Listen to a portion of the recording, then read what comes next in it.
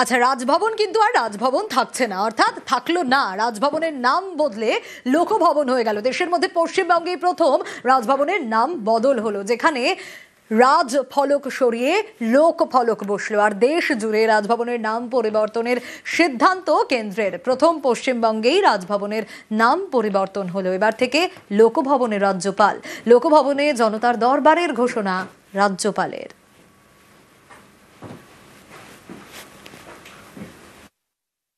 The nomenclature of the governor's house will now be not Raj Bhavan but Lok Bhavan. This has been the decision of the government of India. All over India, as the Honorable Prime Minister has said in the governor's conference, then Raj Bhavan should now become Lok Bhavan and should be more accessible to the people. It is not a change of name, it's a change of spirit.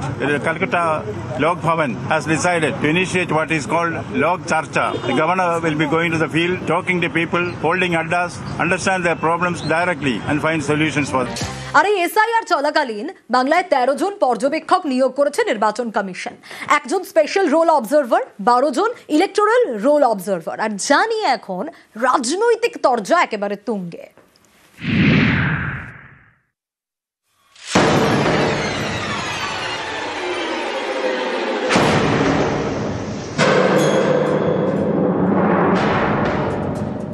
সাধারণত ভোটের সময় পর্যবেক্ষক নিয়োগ করে নির্বাচন commission. এবার নজিরবিহীন সিদ্ধান্ত নিয়ে এসআইআর এর সময় পর্যবেক্ষক নিয়োগ করেছে তারা।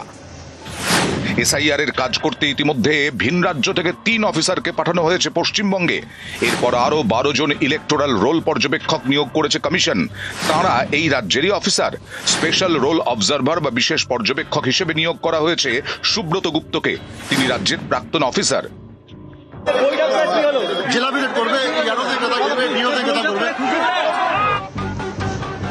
রাজ্যের এসআইআর পরিস্থিতি নিয়ে শনিবার নির্বাচন কমিশনের এই নবনিযুক্ত পর্যবেক্ষকরা দীর্ঘ বৈঠক করেন। যেভাবে স্পেশাল অবজারভার নিয়োগ করেছে, স্পেশাল অবজারভাররা ধরবে কি করেছে সব জানি আমরা। ওটিপি কাদের হাতে, ডাটা এন্ট্রি কিভাবে করেছে, কত মৃত বাংলাদেশি ফলস নাম তুলেছে, সব আমাদের কাছে তথ্য আছে। একটা একটা ধরে কাটাবো। তো সবে শুরু, 9 তারিখে ড্রাফট ভোটার লিস্ট হবে। অনেক লম্বা 2 মাসের লড়াই। যদি কেউ এটাকে মনে করে এটা মানসিক একটা চাপ দিচ্ছে এই রাজ্য সরকারের উপরে, তাহলে এটাতে আমরা বিচলিত নই। এত লাফালাফি করে তো লাভ নেই। আপনারা যদি মনে করেন যে চিফ ইলেকশন কমিশন কিংবা ইলেকশন কমিশন আপনার নির্বাচনী বৈতরণীটা পার করবে, এটা খুব দুঃখের বিষয়। বিহার তো প্রতিবাদ করেনি, বাংলা বুঝতে পেরেছে। নিউজ 18 বাংলা। আর এবার একটা ছবি দেখাবো। সিইও দপ্তরের বাইরে বিক্ষোভ। বিএলওদের একাংশ। মুর্শিদাবাদের খড়গ্রামে এসআইআর চাপে বিএলওর মৃত্যু আর চাকরি ও ক্ষতিপূরণের দাবিতে বিএলওদের বিক্ষোভ। যে ছবি আপনাদের দেখাচ্ছি, সেই ছবি আপনারা দেখতে পাচ্ছেন। সিইও দপ্তরের বাইরের এই ছবি, এবং যে ছবি দেখা যাচ্ছে তাতে বিএলওদের একাংশ বিক্ষোভ দেখাচ্ছেন এবং ভিতরে ঢুকতে গেলে পুলিশ বাধা দেয় এবং পুলিশের সঙ্গে রীতিমতো ধস্তাধস্তি শুরু হয়ে যায়। নির্বাচন কমিশনের আধিকারিকদের তারা আটকানোর চেষ্টা চালাচ্ছেন এবং সেই কারণে পুলিশের পক্ষ থেকে ডিসপার্স করা হচ্ছে, যাতে কোনোভাবেই বিএলওদের বিক্ষোভ যে ছবি দেখাচ্ছি এবং কড়া পদক্ষেপ এর আগে নেওয়া হয়েছিল। এর আগে বলা হয়েছিল যে কোনোভাবেই এ ধরনের কোনো বিক্ষোভ দেখানো যাবে না, এবং সেই জায়গা থেকে দাঁড়িয়ে তাহলে কিভাবে এই ঘটনা ঘটছে, আবারও এই প্রশ্ন বারবার করে উঠছে। এসআইআর এর কমিশনের বিরুদ্ধে অতিরিক্ত চাপের অভিযোগ। বিএলওদের একাংশ সিইও দপ্তরের বাইরে রীতিমতো বিক্ষোভে সামিল এবং ভিতরে ঢুকতে গেলে রীতিমতো সেখানে পুলিশের সঙ্গে ধস্তাধস্তি শুরু হয়ে যায়। যে ছবি আপনাদের দেখাচ্ছি, এই ছবিটা সিইও দপ্তরের বাইরের ছবি। এবং চাকরি ও ক্ষতিপূরণের দাবিতে বিএলওদের এই বিক্ষোভ। কেন চাকরি ও ক্ষতিপূরণের দাবি? মুর্শিদাবাদের খড়গ্রামে এসআইআর এর চাপে বিএলও মৃত্যুর অভিযোগ রয়েছে, আর মৃতের পরিবারকে নিয়েই বিক্ষোভ বিএলওদের একাংশের। আরো বিস্তারিত বিষয় জানাতে পারবে অভিজিৎ রয়েছে আমার সঙ্গে। অভিজিৎ, এর আগেও আমরা দেখেছি যে বলা হয়েছিল কমিশনের তরফ থেকে কড়া পদক্ষেপের কথা, কিন্তু তারপরও দাঁড়িয়ে কিভাবে এই বিক্ষোভ, এই প্রশ্ন তো বারবার করে উঠছে। নিঃসন্দেহে সোনিয়া, আমি একবার ভৌগোলিক অবস্থানটা জানিয়ে দিতে চাই। ঠিক আমার পেছনে এখানে বিএলও অধিকার রক্ষা কমিটি, তারা তাদের অবস্থান বিক্ষোভ কর্মসূচি চালাচ্ছে। আর আজকে যে মিটিং মুখ্য নির্বাচনী আধিকারিক, ঠিক তার বিপরীতে এই বেঙ্গল চেম্বার অফ কমার্স এখানে তিনি তারা বৈঠক করছিলেন স্পেশাল অবজারভারদের নিয়ে। আর সিইও অফিস ঠিক বিপরীতে দেখতে পাচ্ছেন বামাল লরির যে অফিস, সেটা হচ্ছে মুখ্য নির্বাচনী আধিকারিকের অফিস। এই তিন কোণা অবস্থান।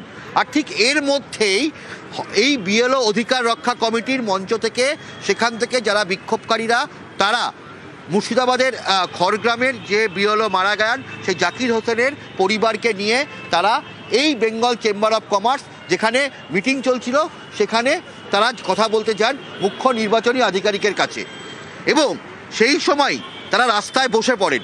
এবং এরপরেই মুখ্য নির্বাচনী আধিকারিক তিনি একটি বিশেষ ভিডিও কনফারেন্সের জন্য এই বাড়ির বিপরীতে যে মুখ্য নির্বাচনী আধিকারিকের অফিস সেখানে যেতে চান।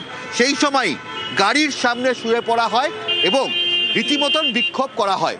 যদিও বিএলও অধিকার রক্ষা কমিটির বক্তব্য যে তারা মুখ্য নির্বাচনী আধিকারিকের সঙ্গে কথা বলতে চাচ্ছিলেন, যদিও সেই সময় রাস্তায় চূড়ান্ত বিশৃঙ্খল পরিস্থিতির সৃষ্টি হয়। পুলিশের পক্ষ থেকে দ্রুত পরিস্থিতি সামাল দেওয়া হয় এবং মুখ্য নির্বাচনী আধিকারিক তিনি নির্বাচন কমিশনার তিনি নির্বিঘ্নে তার অফিসে প্রবেশ করেন। যদিও বেশ কিছুক্ষণ রাস্তা বন্ধ হয়ে গেছিল এবং একটা পুলিশের সঙ্গে বিক্ষোভকারীদের খণ্ডযুদ্ধ হয় বিএলও অধিকার রক্ষা কমিটির, সব মিলিয়ে একটা পরিস্থিতি ঘোরালো হয়ে ওঠে। যদিও দ্রুত পরিস্থিতি সামাল দেয় পুলিশ এবং বিক্ষোভকারীরাও শান্তিপূর্ণ অবস্থান করে এবং জাকির হোসেনের পরিবার, মৃত বিএলওর পরিবার, তারা মুখ্য নির্বাচনী কমিশনারের সঙ্গে তারা দেখা করেন এবং সেখান থেকে আশ্বাসও দেওয়া হয় যে তাদের চাকরি এবং ক্ষতিপূরণের বিষয়টা বিবেচনা করা হচ্ছে। বেশ, অবশ্যই নজর থাকবে অভিজিৎ। আমি দেখা করার চেষ্টা করলাম। আপনারা কি আটকানোর চেষ্টা করেছিলেন?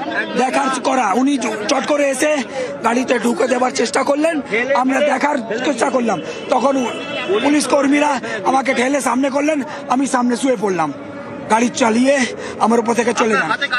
এই তো পুলিশ ছুঁড়ে ফেলে দিয়েছে, ওর ব্যারিকেডের সামনে আমাকে ফেললো।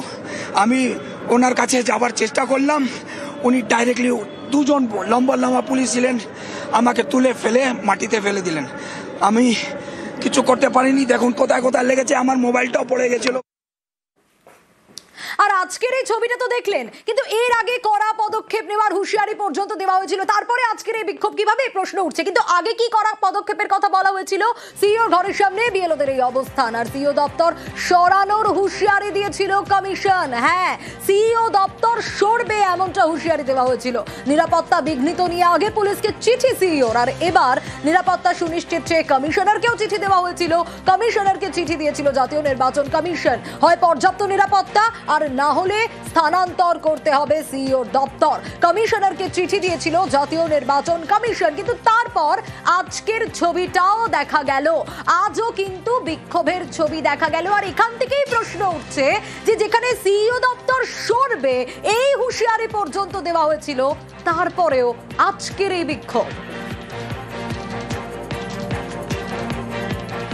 শিপিং কর্পোরেশন অফ ইন্ডিয়া দপ্তর দিয়েছে, ঠিক করেছে। আর এই দলদাস পুলিশের সংস্রব থেকে ইলেকশন কমিশনকে বের করে না আনলে পশ্চিমবঙ্গে ফেয়ার নির্বাচন হতে পারে না।